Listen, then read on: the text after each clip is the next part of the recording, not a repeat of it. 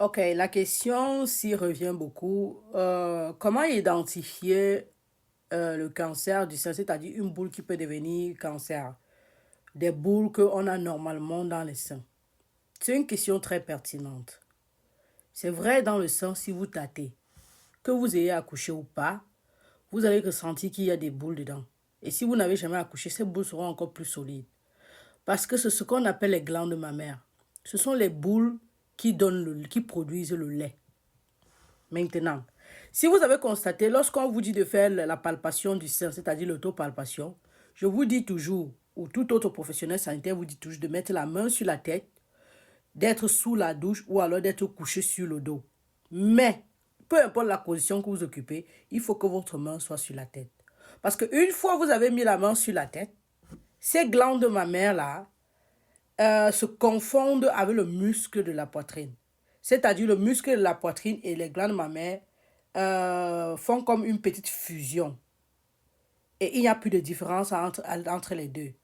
Du coup, lorsque vous avez mis la main sur la tête et vous faites l'autopalpation du haut vers le bas, du bas vers le haut, ou alors vous tâtez en cercle autour, vous identifierez facilement une boule étrangère qui peut ne pas toujours être le cancer. Ça peut être un adénome fibrome qui, théoriquement, je dis bien théoriquement, n'est pas dangereuse comme boule, mais certains adénofibromes peuvent progresser vers le cancer. Donc, toujours est-il que faire des examens, c'est-à-dire faire une mammographie au moins chaque 6 mois dans ce cas-là, ou chaque 1 an, ne vous fait pas de mal. Au contraire, ça vous évite de vous retrouver avec un cancer des seins alors qu'on sait que c'est le cancer dont on se remet le plus, c'est-à-dire que c'est le cancer dont on guérit le plus vite lorsque ça n'a pas encore, que ça ne s'est pas encore propagé au niveau d'autres organes.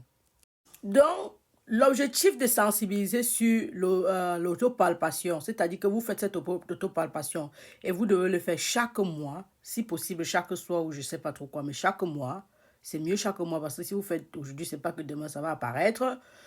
Vous mettez toujours la main sur la tête et avec l'autre main. N'oubliez pas d'aller au niveau des aisselles parce que ce qui a avec le cancer des selles, c'est que parfois ça peut être au niveau des ganglions là, ok, du circuit lymphatique et vous perdez cela.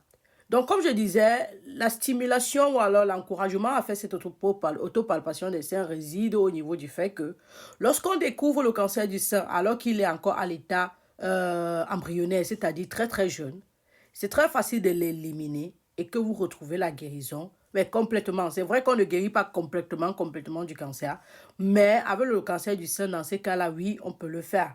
Mais si vous laissez et qu'on le trouve qu'il a déjà attaquer les structures environnantes comme les muscles de la poitrine et tout ce qui va avec.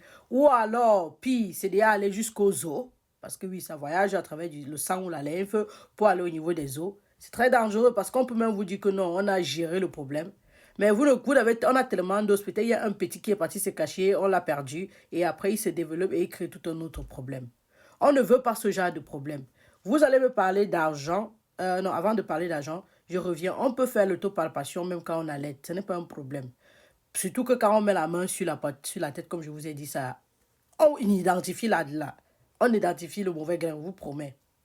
Donc, mais si c'est que la poitrine est trop pleine de lait parce qu'il y a eu une hyperproduction, attendez d'abord que ça baisse.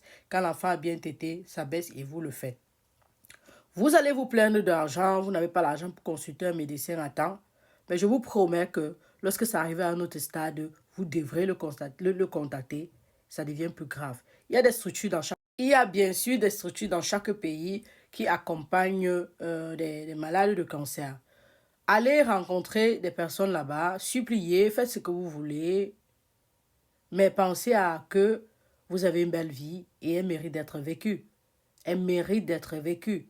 Donc, dès que vous identifiez, il n'y a pas de honte. Alertez tout le monde, alertez toute la famille. Maintenant, je fais un petit crochet sur toutes les personnes qui semblent tellement en santé. La vie est belle, il n'y a rien. Vous travaillez, vous ne pensez pas à cet état de la vie. Prenez des assurances si possible. C'est très important. Ou alors, économisez de l'argent et pensez à la partie maladie. Ce qui serait bien, c'est d'avoir une assurance parce que vous ne pouvez pas mettre de l'argent à côté et voir et dire que c'est pour la maladie. Donc, prenez une assurance qui va vous coûter, je ne sais pas, 1000 francs, 2000 francs CFA ou alors 50 euros chaque mois. Mais vous savez que lorsque vous serez hospitalisé ou si vous avez un problème de ce genre, elle va s'en charger, au moins pour la plus grande partie, avant que vous ayez à prêter de l'argent ou à lui demander de l'aide. C'est très important. Ça ne sert à rien de manger. Et surtout, ne pas penser à son état de santé. Tout comme si vous prenez une assurance ou, je ne sais pas, vous gardez de l'argent et que vous faites l'accident demain ou après-demain, vous pourriez être couvert. C'est tellement important de penser à sa santé. Chose qu'on ne fait pas parce qu'on prend le souffle de vie qu'on a, la capacité de mouvement ou alors la capacité de se mettre debout par jour comme un truc acquis. On prend notre santé de façon acquise. C'est-à-dire, on dit à Dieu que, ah, tu es qui? Non. Sachez que c'est un don et c'est une bénédiction. Et c'est, je sais pas, c'est un miracle chaque jour de se lever en santé. Donc, on se revoit, c'était la Daronne de la santé 3.0, doctoresse Thérèse, infirmière. Cheers.